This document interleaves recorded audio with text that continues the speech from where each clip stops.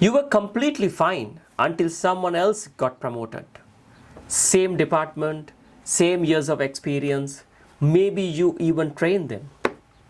And suddenly, you are questioning your entire career. I once met a front office executive working in a 5-star hotel. 3 years in the same position, never complained. He has done all the tasks given by the management to the point, and one of the excellent executive. But one day, management announced a new supervisor. You know who is this new supervisor? It was someone he had trained few months before. So he smiled in the meeting and clapped him and congratulated him. But that night he couldn't sleep. Not because he hated the person, but because something inside him broke. I've been working more than 10 years in the hospitality industry and more than 10 years as a lecturer in hospitality. So today we will discuss why comparing yourself to colleague is making you miserable when it comes to promotion. Why the mind starts comparing. When your career has no clear signal of progress, your brain creates one.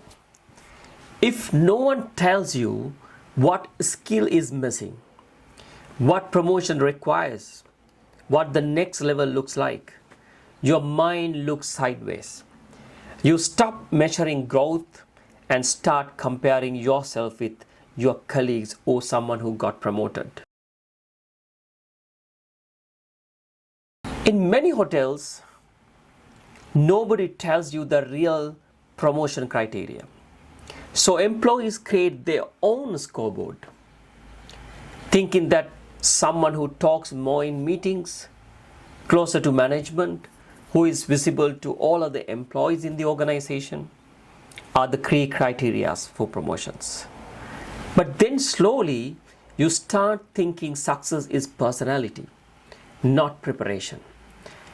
That is when comparison becomes personal.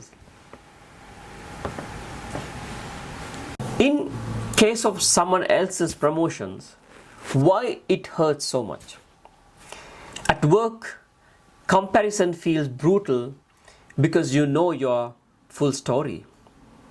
How you have committed to the organization, how much stress you have gone through, what are your sacrifices for the organization, and your total commitment to the organization. But you only see the results of others, not their private preparation and contribution. And that mismatch creates resentment, then doubt, then insecurity. Dangerous shift behind this behavior is you stop learning, you start judging, you stop building, you start proving, you stop asking what skill should I develop, and start asking why them, not me. The question never builds careers, it only drains your energy.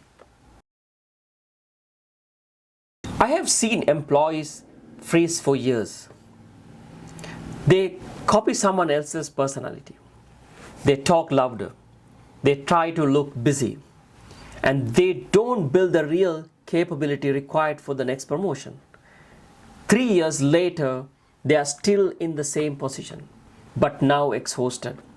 Comparison didn't push them forward. It distracted them sideways. Why comparison frees careers? Comparison freezes careers because you copy paths that don't fit with your career. You chase validation instead of readiness. You mistake visibility for value. You lose patience with long-term skill building. And slowly, you stop trusting your own journey. The solution is not stop comparing. That never works. The solution is changing your reference point. Instead of asking, am I ahead of them? Ask, is my trajectory improving? What skill will make me undeniable in 12 months?